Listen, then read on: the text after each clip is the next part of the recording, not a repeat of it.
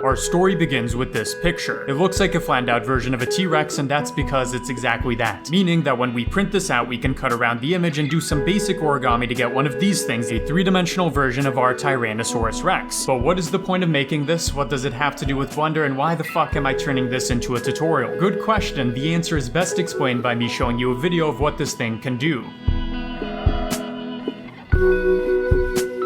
Yeah, it's an optical illusion that somehow makes it look like the eyes are following you even though it's a static object. It has something to do with depth and perception, and really, I don't know, I just saw this thing a couple years ago back when it went viral, and it occurred to me, why don't we take the printing, cutting, and folding process into the digital realm where we can perform the exact same operations? What we'd get in the end is not a physical, but a digital T-Rex that lets us put it in more interesting scenarios. So without further ado, let me push this metaphor as far as possible, and let's make this digital boy.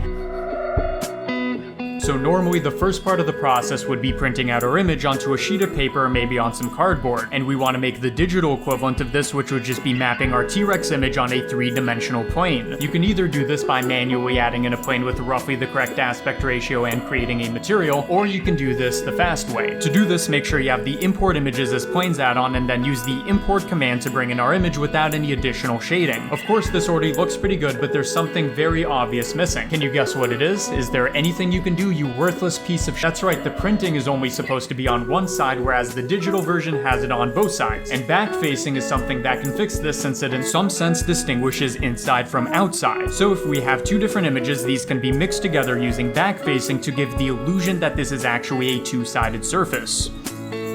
At this point, we'd be scrambling around for scissors just so we can try to cut this, mess up, need to print another, mess up again. Physical cutting is so 20th century. Instead, my fellow millennials, zoomers, you get the fuck out of here. Instead, what I want you to do is use the knife tool to cut around the perimeter of the T-Rex. You can stay within the black border if that makes it easier, but when you've completed your cut, just like you throw out paper in the real world, I'm really pushing this metaphor, you're gonna throw out the excess polygons. This will give us our isolated T-Rex, and as far as cutting is concerned, you're still gonna see these seams along the image. These seams are of course meant to show you where we're going to be folding in the next step, but again, you can use the knife tool to cut along these lines. I would recommend, as in do it, you beta, I would recommend cutting along those lines, which will make the next step infinitely easier.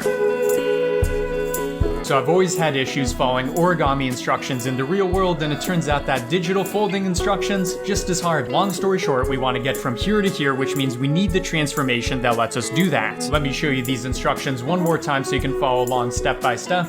Yeah, it really is hard digitally. But we are lucky that we don't need to use armatures for this process, or it really would be impossible. Instead, I'm gonna take this transformation, break it up into steps, and hopefully you'll be able to follow along. Step 1, we're gonna fold everything except the base upwards, so it's making a 90-degree angle with the base. To do this, I like to set the pivot point to be the 3D cursor and then move the cursor so it's exactly on our folding edge, and this makes our rotation super simple. Step 2, we're gonna fold in the sides so they connect with our base. And generally, you might think that the same 3D cursor trick from before will work here, but you'll find out very quickly that it doesn't. This is an issue with orientation that you can either remedy by switching to normal coordinates if you haven't yet cut out your folds, but assuming you already have, this actually won't do the trick either. So what are you supposed to do? I'll tell you. If you select our folding edge and hit this plus button, Blender is going to create a new coordinate system running parallel to our edge. In other words, this is exactly what lets us do our folding. And when you've brought in both sides, just keep using the same tricks from before until everything is nice and flush. Step 3, we're going to fold in our small flaps as if we're gluing everything together. Luckily, since each flap is only a single face, we can reuse our 3D cursor with normal coordinates trick from before to rotate these things upwards. And at this point, your base should be looking connected. Step 4, we're going to fold our head segment so it connects with the jaw. This part is a bit complicated, but you already know all the rotation tricks, so let me take it by sub-steps. We're going to start off by using the 3D cursor and edge coordinates method to first rotate the entire head segment, then the next one so it's flush with the diagonal, then the next one so it's flush with the mouth, and finally rotate the final segment to create a corner. For the flaps, you already know to use the normal coordinates method to fold everything in. And there you go, you've now done your printing, your cutting, your folding, and what do you have to show for it? Well, you have this cool optical illusion T-Rex that's very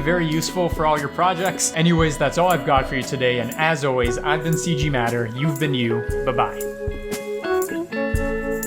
You're gonna notice that today's tutorial has no sponsor, and that's okay because I want to talk about Patreon, which I've had for a very, very long time now, and there are over 400 of you that are active patrons on there, and I want to say thank you to every single one of you. And Patreon, at least mine, has changed a lot over the last couple months, so nowadays, depending on which tier you choose, you can get video courses, or in other words, exclusive video tutorials. So in this case, it would be basically this tutorial, but in long format. It's like 30 minutes, but I post way more than that. That's just an example of something I put up recently. You're also going to get blend files, including the, blend file that has the 3D model of this T-Rex, so you don't have to make it yourself because it is a bit of a thing. There's also behind the scenes, Discord, etc. So you can get all that at different tiers, but in general, Patreon is kind of the best way that I've found to be able to do CG Matter and Default Cube consistently.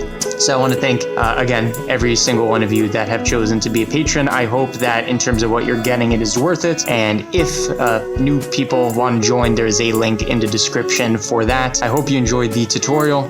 Bye-bye.